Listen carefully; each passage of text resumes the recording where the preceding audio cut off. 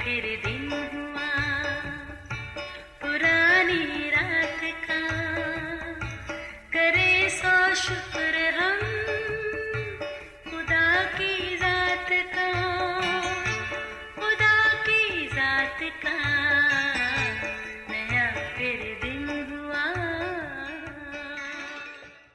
آج کی آیت، خداوند اپنے خدا پر ایمان رکھو تو تم قائم کیے جاؤ گے۔ دوسری تواریخ 20 باب 20ویں آیت۔ عزیزو، گزشتہ روز جیڈن اپنے باپ کے کندھوں پر بیٹھا خوش ہو رہا تھا۔ کچھ دیر کے بعد باپ نے بچے کو اپنے کندھوں سے گرانے کی ایکٹنگ کی۔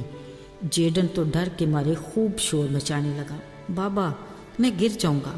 باپ نے کہا، بیٹا میں تمہیں گرنے نہیں دوں گا، مگر بچہ مسلسل گرنے کے ڈر سے خوب شور مچاتا رہا اور باپ اسے نہ گرانے کا یقین دلاتا رہا۔ آخر 2-3 بار گرنے کی ایکٹنگ کے بعد جیڈن کو یقین آ ہی گیا کہ اس کا باپ کسی بھی صورت اسے گرنے نہیں دے گا۔ عزیزو، ہزاروں سال پہلے یسوع مسیح کی زمینی زندگی کے دوران نہ صرف انہوں نے بہت سے معجزات کیے بلکہ صاحب اختیار ماہر استاد کی طرح آس پاس کی چیزوں مثلاً پھل پھول درخت چڑیوں اور پہاڑوں وغیرہ کی مثالیں دے کر لوگوں کے ایمان کو مضبوط بنانے کی تعلیم دی۔ ایک بار یسوع کو اپنے شاگردوں کے ہمراہ جاتے بھوک لگی۔ انہوں نے راہ کے کنارے ایک انجیر کے درخت کو دیکھا۔ وہ پھل کی تلاش میں جب اس درخت تک آئے پر پتوں کے سوا کچھ نہ ملا تو کہا، آئندہ تجھ پر کبھی پھل نہ لگے۔ پھر ہوا یہ کہ وہ درخت فوراً سوکھ گیا۔ شاگرد اچانک پتوں بھرے اس انجیر کو فوراً سوکھا دیکھ کر حیران ہوئے۔ بولے، اے خداوند یہ کیوں ہوا؟ یسوع نے کہا، ایمان رکھو اور شک نہ کرو تو تم بھی ایسا کر سکتے ہو، بلکہ اگر تم اس پہاڑ سے بھی کہو گے تو اکھڑ جا اور سمندر میں جا پڑ، یقین رکھو یوں ہی ہوگا۔ جو دعا میں تم ایمان کے ساتھ مانگو گے وہ تمہیں مل جائے گا۔ عزیزو، ذرا سوچئے آخر ایمان ہے کیا، جس کے بارے میں خداوند یسوع نے کہا، ایمان کے وسیلہ تم بڑے بڑے کام بھی کر سکتے ہو۔ مطلب مکمل یقین اور کامل بھروسہ۔ اصل میں ایمان ایک اندیکھی طاقت ہے کہ اپنے آسمانی باپ خدا سے جو بھی مانگے گے ہمیں مل جائے گا، مگر یاد رہے ملنے کی امید ہمارے ایمان کی مضبوطی اور دینے والے کی مرضی پر منحصر ہے۔ خدا کے کلام میں لکھا ہے، ایمان سننے سے پیدا ہوتا ہے اور سننا خدا کے کلام سے۔ عزیزو، بعض اوقات یہ دنیا ہمارے لیے مختلف حالات کے باعث خوفناک سی جگہ بن جاتی ہے۔ بلا شبہ ہم اسی دنیا کے مسافر ہیں۔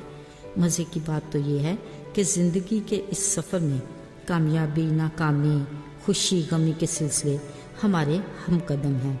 ان حالات میں ہم کئی بار شکست کھا کر مایوس ہو جاتے ہیں تو کبھی کامیاب ہو کر خوش بھی ہوتے ہیں، پر اگر ہمارا ایمان مسیح پر ہے تو ہم کبھی شکست نہیں کھائیں گے۔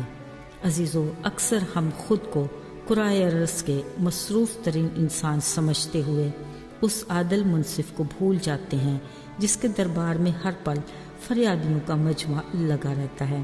پھر بھی جب بھی ہم اسے پکارتے ہیں وہ ہماری سنتا اور ہمیں جواب دیتا ہے۔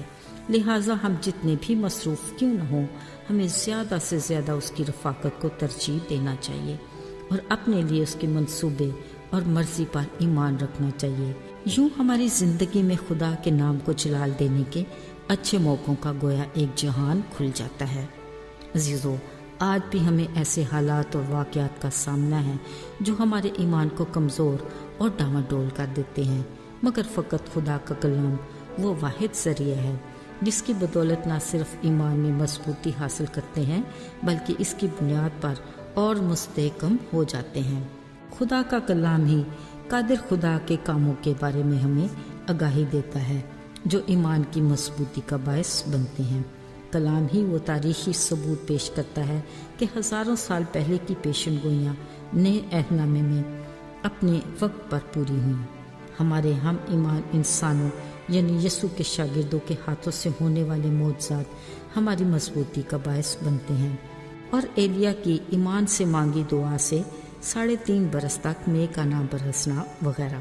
آج کے دور میں بھی خدا کے خادم اس کے نام کی قوت اور اس کے اختیار سے معجزات کرتے ہیں جو بہت سی زندگیوں میں تبدیلی اور ہمارے ایمان کی مضبوطی کا باعث بنتے ہیں۔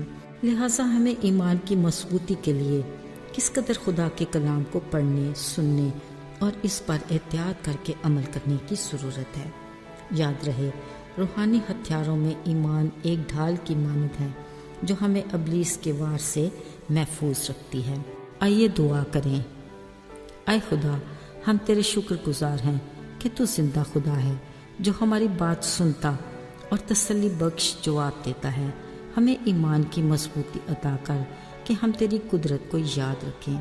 اپنے حضور سے ہمارے لیے تازگی کے دن لا۔ یسوع کے مبارک نام میں آمین۔